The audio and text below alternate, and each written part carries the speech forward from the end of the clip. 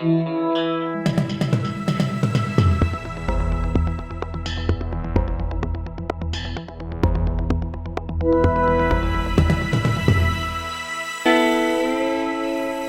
back to Betoota Talks.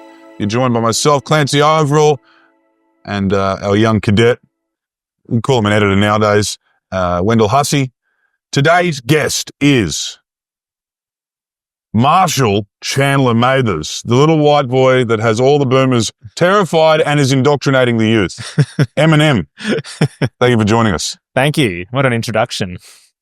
Have you felt that parallel before, that you're maybe like grotesque to certain people in the political class? Certainly amongst some sections of the political class. I found being down in Canberra, obviously I've faced a bit of a hostile atmosphere, which I've always found odd, because when you strip back what we're saying, it's not, I wouldn't call it radical, you know, like we should give less tax handouts to big property investors or dental into Medicare. I don't really understand why they get, everyone else has a theory about why some Liberals and Labor politicians get so upset, but you'll have to ask them. It's very difficult for me to get inside their heads. One thing I'm curious about, Max, is the Greens particularly, a lot of the independent parties as well, they get a lot of vitriol online, right? And you're someone who has come from a background of campaigning and knocking on doors and talking to people. I'm curious as to how people treat you in real life in the community, and also what you just mentioned there in Canberra, the Labor and Liberal politicians. Is it cold shoulders? Is it people having a go at you? Are people as brave as they are online, or are they drop nuts when they come to your face? Well, firstly, face-to-face in the community is great. Like saying before, it's like tonic for the soul, just knocking on doors and chatting to people. And the thing about, I find, people outside of politics is they just want to talk about their lives and their issues. And it's not this sort of deep emotional divide for them. Like, you know, I knocked on a guy's door who said, oh, you won't like me, mate. I think Tony Abbott was too left-wing. And then we got talking about the fact that we agreed the electricity system should never have been privatized. He agreed that, you know, corporate tax dodging should be cracked down on. He quite liked the idea of dental into Medicare. And then at the end, we had a great chat about his life, and he said he'd vote Greens. And whereas in Canberra, I mean, look, face to face and off, they're just, I think, are mostly ignored. But when I'm speaking and in the House, and it's sometimes a surprising level of hostility. Look, I take it as a compliment. You know, is there an element of this inconvenient MP is saying the quiet bit loud? I get that sense sometimes, and in particular, you know, I gave a speech the other day and started pointing out that Labor was sort of helping Dutton by not taking him on directly. You know, and talking about the fact they'd forgotten their working class roots, and why weren't they talking about a bold social democratic agenda that talked about improving their material lives and having a few big policies on the table. You know, Whitlam used to talk about free university, and the only reason a lot of working people ended up getting an education was because of that. But they seem to have forgotten all of that. And when I was pointing that out, they obviously got very upset. So I do sometimes find that seems to be the thing that gets the reaction. I want to ask a little bit about that. You being able to talk to those blokes on their doorstep. You know, you've got an interesting electorate. It's not the inner city latte sippers necessarily. You've got warehousing. You've got factories. You've got people. You've got big kind of mad miles as well of you know, industrial areas. You are able to do that. You are able to, with what you've proven by winning the seat of Griffith, is you're able to find common ground. And you're also able to talk to anyone. What do you think, when do you think the Greens kind of started embracing this localism thing? I mean, the Greens has always been, in a lot of people's mind, outside of like the mayor, like the councils, it's always been a national idea. The Greens are a national thing. And anyone in the country who feels that way votes for the Greens. But now you're really bordering on local members. Well, you're not bordering on it. That's how you got elected. Well, in a way, it started with Adam's election in Melbourne in 2010, in the sense that a lot of his work was local. You know, it was like working in public housing towers. It was working with people helping getting their, you know, public housing fixed up, or local issues fixed, or a local school properly funded. But but that never made it national in the sense it wasn't talked about nationally. In Queensland, it probably started in about 2016, that form of organising. And we always took the philosophy that people are experts in their own lives. And when you go to someone's door, you're not there to preach. You're just there to have a chat. And Journo in The Guardian described it as social work. And sometimes it is. Like, you're like, oh, how are you making ends meet this week? Oh, that must be tough. You know, we've got a free dinner we run every week down at the park. You're welcome to come join us. And often, as you said, it's about finding common ground. Like, I've never talked to anyone really where we agree on everything. And often one of the worst aspects of parts of the left is this, like, demanding that someone just agrees with you on everything. And if you don't, you're a really bad person. There's a template that we must, That's right. And we have really pushed back on that and said, you know what, just because we disagree on some things doesn't mean we can't find common ground. And we found that a really powerful tool. And we end up swinging more One Nation Liberal voters often than we do any other type of voter.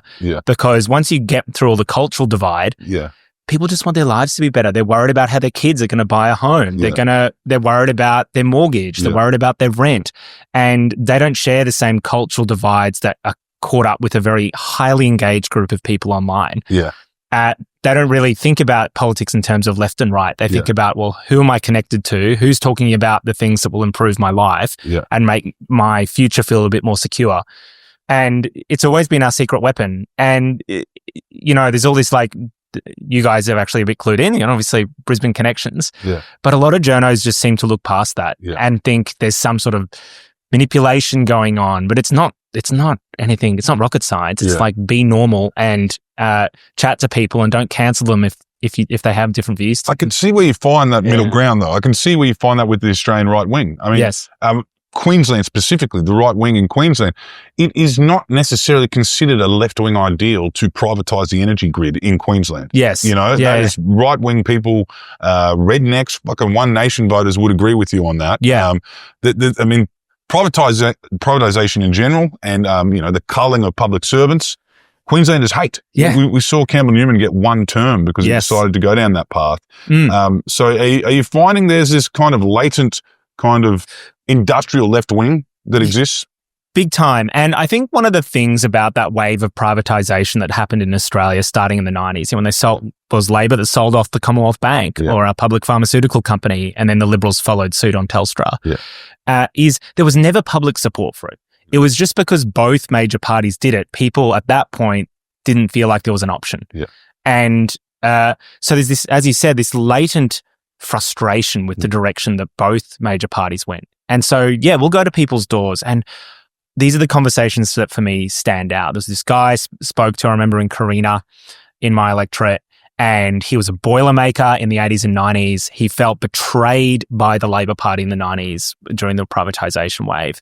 He gave up on politics, and then he was voting One Nation. And I stuck at his door for 15, 20 minutes, and we just talked about the privatisation of electricity and how the Greens were the only ones that wanted to reverse that process.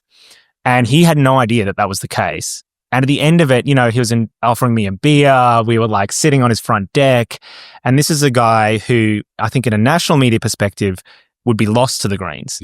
But at the end of it, we felt like we were good mates. And that's what gives me hope, actually, because it shows that politics is not, thinking about it in terms of left and right, I often find not super useful because here's a guy who would be classified as a right winger, but actually his things were, gas corporations should pay more tax, agreed, and we shouldn't have privatised everything, agreed.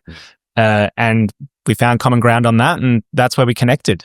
Curious about those conversations, because there's what a lot of people see as a modern day betrayal from the Labor Party in regards to the CFMEU last year and that movement. And then what you were talking about there in terms of not agreeing with everyone on everything. I think for some at the heart of the Greens, they would take issue with a lot of the ways in which tattooed men in the CFMEU act and behave. And talk. And some of the things they say, just a general affront to that. How did those conversations occur in terms of you guys going, all right, you're going to front up at the rally, you're going to speak and you're going to stand up for this? I think the common ground there for a lot of people, regardless of what they think of the CFMEU, was principle. And the principle was this was a law that the government was ramming through that overrode the rule of law and natural justice. And in really basic terms, it meant that the Parliament all of a sudden gave itself the power to do what the courts are meant to do, which is decide who's guilty, punish them, ban them from working in an organisation for life. And the point we made was two ones. One, if Dutton ends up becoming Prime Minister, then Michaela Cash is in charge of the CFMEU. Two, they've just developed a template where Dutton could use that template to seize control of any civil society institution off the back of some media reporting. He could go, there's nothing to stop him now introducing the same bill for another union in the future. And I think there's a lot of people I spoke to who had those cultural resistance to people in the CFMEU who understood the principle of defending them and of defending that principle. And crucially, the final point I'd make on that is for those principles to be worth anything, they have to be applied universally. Yeah. They have to be applied to people you don't like just as much as they apply to people you do. Because the moment you strip them away for people you don't like, then next is going to be you. There's also an element of electability, though, for you. Yes. There are people you have to please. Yes. So where do you pull your punches? Because we know that there's an online narrative, particularly for the left in Australia. There's an online narrative. There's almost an assumed template. And if you sway outside of those paradigms that have been established, you're no good to anyone. How do you maintain your values while also pulling your punches and appealing to South Brisbane voters who, probably don't care about a lot of the stuff that's being chatted about? It's a good question. I think too, one, it comes back to common ground. Yeah. And to be honest, I never feel like I have to pull my punches. Yeah. The way I talk in the media is the way I talk at the door. Yeah. And that's trying to be reasonable. It's trying to connect with people on issues rather than turning things into a culture war or forms of identity. And secondly, we do a lot of local work that helps build trust. So every week we run 4 free school breakfasts at 4 public schools, including at Brisbane State High and Mayfield, Whites Hill, West End State School. So I speak to a lot of parents at those. Yeah. We run a back to school fete every year where hundreds and hundreds, sometimes thousands of parents come through and pick up free school supplies that we've sourced in donations. And just on that, to give you an idea of how that breaks down barriers, I was door knocking the other weekend. This family of 5 kids. There's 2 parents in the backyard drinking 4Xs. And it was down on our notes is the last time we tried to talk to them, they told us to go away. Piss off. in a different term. In polite terms. And I went to the backyard and I was like, good day, I'm your federal MP. I don't want to talk your ear off. I just wanted to give you this. And I hand them a flyer about the back to school fete. So you can have kids. We want to help out. Like they're a bit suspicious and standoffish. They take the flyer. 2 weeks later at the event, they come along and the dad comes up to me and says, Max, thank you so much. Like this has helped us. You have no idea. You've got our vote for life. Right. And I find those moments really moving because I think it shows the sort of hope we can have about a different type of politics. But it also shows the way you can build a coalition on the basis of building trust where people will say, look, I don't agree with what you said at that particular moment about that issue, but I know that you're in my corner. Do you find Queenslanders enjoy it when you get stuck into it with them though? Yeah. Like if you there's a respect there too. If you're you've tried to find common ground. Yeah. And we're dealing with, someone who doesn't want to find common ground. Yeah. And then you really give it to them. Yes. You find that there's a respect earned in that. There is. I remember one of your headlines during the Housing Australia Future Fund debate where I think we still got it printed off somewhere. It's like Max gives the half the Gordon Tallis treatment. Yeah. And we got a lot of love for that actually. Yeah. And I think when people appreciate when you hold the powerful to account. Yeah. It's not about attacking, never punch down. Yeah. And this happens sometimes in politics where apparently it's some poor powerless person's fault that politics the way it is. Yeah. No, it's not. It's the Prime Minister and the opposition leader and the big corporations who wield a lot of power over politics. And holding them to account whenever I've gone off, been a bit more direct with them. Yeah. No, I never receive any pushback at all. And certainly when the Prime Minister obviously doesn't have a high opinion of me, anytime he had a go, and, I pushed back on a few things, put it politely, we received a lot of good feedback from Labor, Liberal, Greens voters, all sorts of people, because I think people understand that part of our job is to hold the powerful to account. Do you have a relationship with him outside of Parliament? Like, do you run into each other? Does he have time for you? Does he have a respect for he was a firebrand back in the day as a young man. Not really. I've obviously, during the housing, I was in his office negotiating and, putting our position fairly. And, we got $3 billion out of that for social housing, but no, not really. Do you think there's a resentment from a lot of these Labor heads that you're actually doing what they thought they'd be doing? They were all young radicals. Peter Beattie, we were talking about it with a guest last week. Peter Beattie was down there taking batons from Sir Joe's special branch. Albanese was hanging out with Tommy Uren. They all started out as young little radicals, and not even probably that radical, but just defending working class values and working class people. And then obviously they kind of have to moderate. They do have to moderate to please the media or to please certain segments of the electorate. Do you think there's a frustration there that here's this bloke that gets to get up and talk about housing? Yeah, I remember when I left the Labor Party, it was the moment where I realised that I was never going to change the Labor Party from the inside, nor was any individual. But what it was going to do was change me. Yeah. And the sort of the offer that the Labor Party makes is you need to give up on a few of your principles, but we'll get you near power. Yeah. And the other thing, internal logic is if you ever stand up for your principles and really fight for them, you'll never be electable. Yeah. And I do think there is a resentment that here is now, I think the modern Greens standing up for a lot of the principles that, say, Gough Whitlam used to represent, these pretty run-of-the-mill social democratic platform that I think a lot of people, when they joined the Labor Party, thought that's what they were signing up to.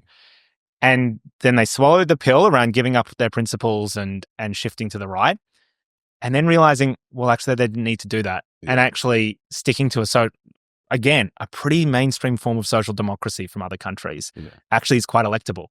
And it's one of the things I used to say when I was in the Labor Party was I never understood why they didn't clock that they were losing working class voters precisely because they were moving away from public ownership or, tax redistribution from big corporations to working people, or talking about free dental care or mental health care in the same way Whitlam talked about free healthcare. I mean, it beggars belief, actually, and I think it belies or demonstrates the sort of disconnect that has occurred between the major parties and their old voter bases. Yeah. I don't think they know. Yeah. I think that's part of it.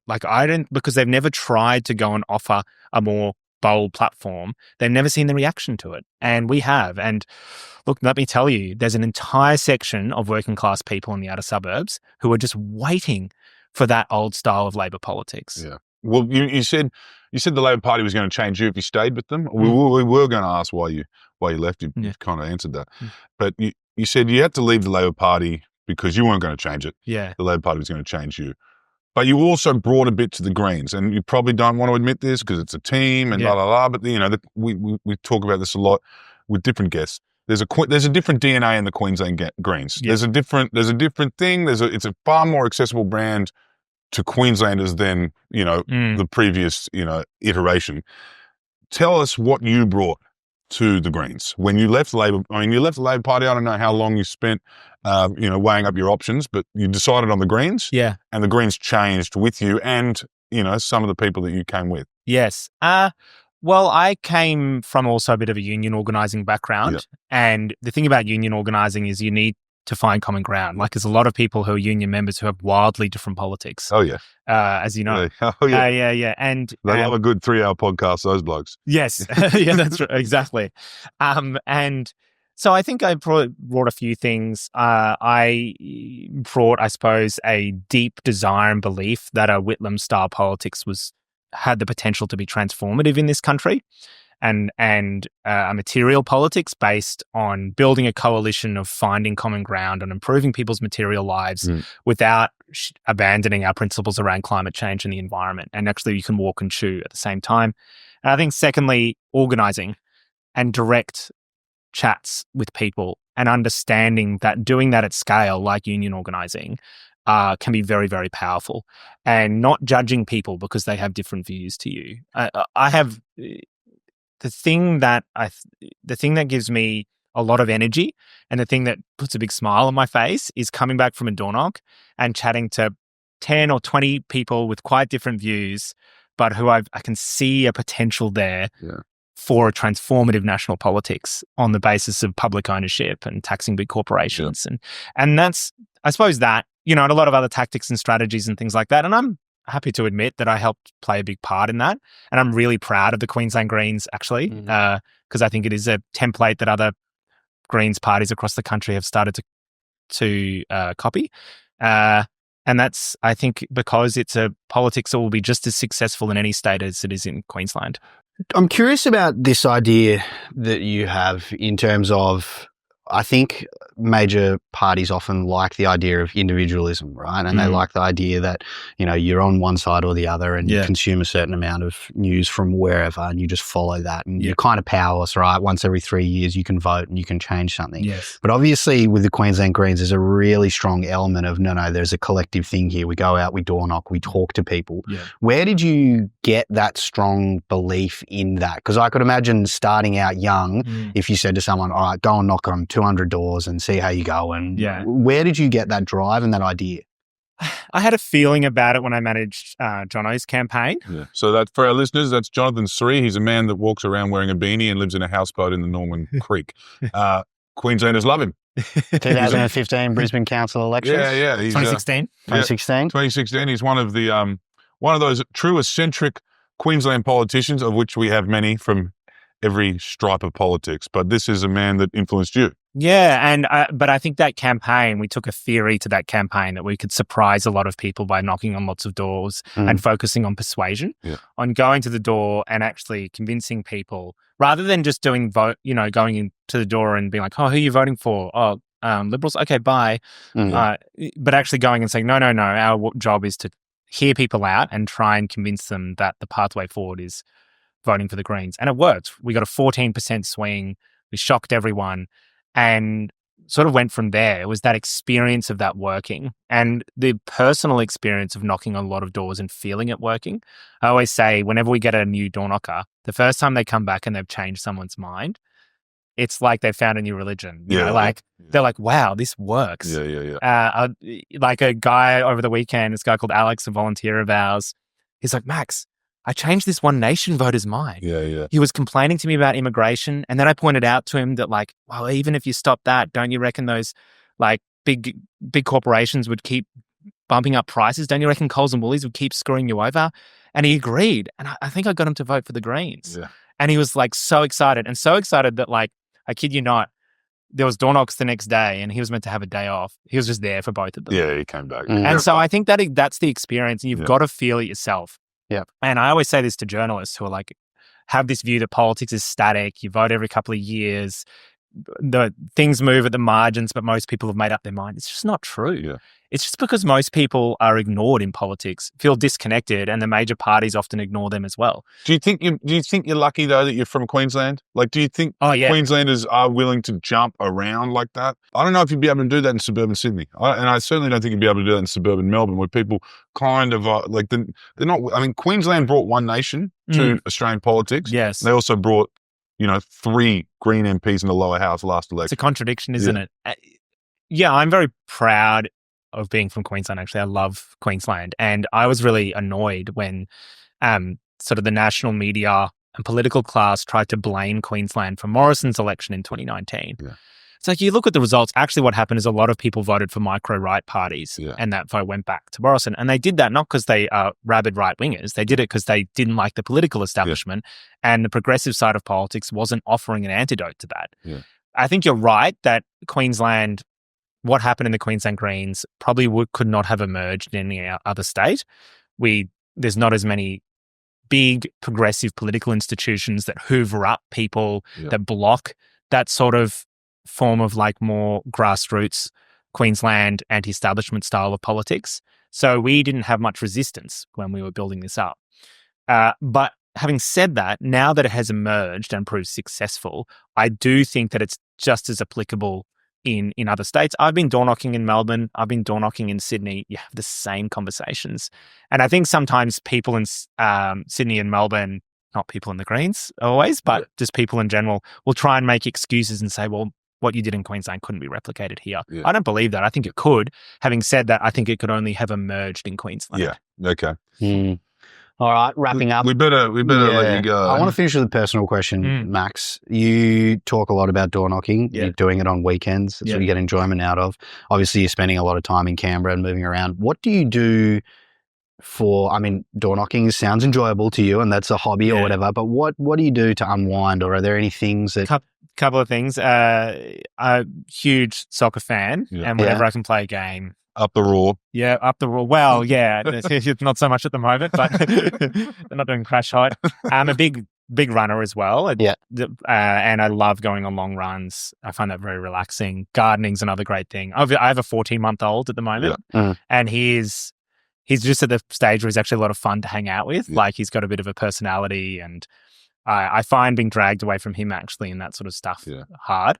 But yeah, and I think one of the tensions I find in this job is you sometimes resent a little bit not getting to go and play footy when you want to, or not being able to go on a run, or not going. I love gardening as well, like going in the veggie garden, which is a very Greens thing actually. But, well, do you play? Hey, you got a quarter-acre block in Brisbane, mate. You better have a garden. Yeah. Are you registered with a team? Do you turn up? I played for a team called Caxton a few years ago, then dislocated my knee. So I play casually and socially, but I worry that if I go and play like more competitively again, I can't afford to dislocate my knee in an election. Hard door knocking with a brace on. You cannot do that.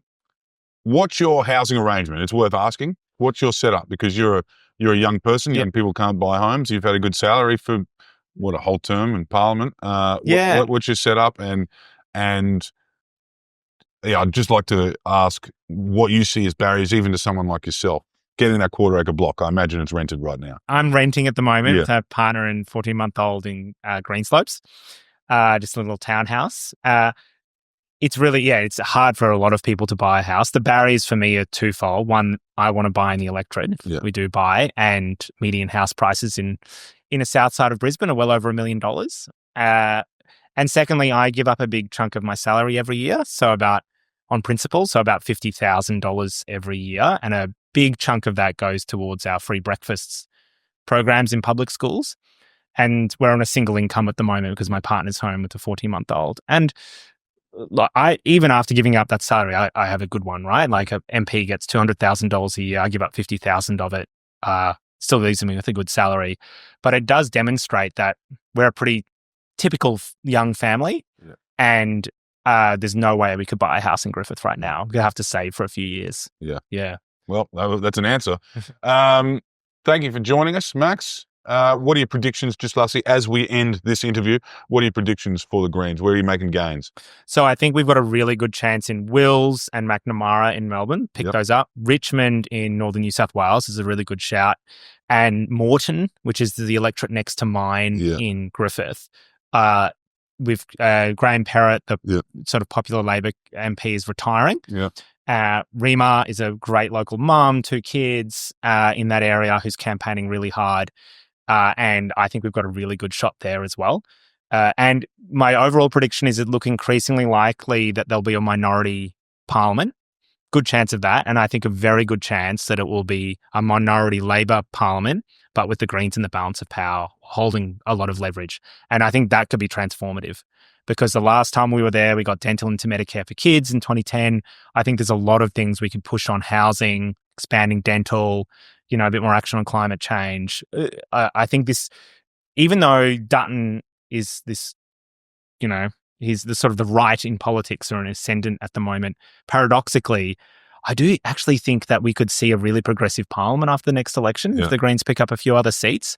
It probably could be one of the more transformative parliaments we've seen in a while. Well, you're going to start door knocking with the Sudanese community. You've got a bit of work to do down there in Moreton, I imagine, and Maruka and the Mad Mile. That's right. Yeah. Down the fruit markets. Very multicultural electorate, the most multicultural in Queensland. Yeah. Well, all the best to you. Thank you for coming on. Thanks, and thank you for playing a straight bat. Thank you. Thanks, guys.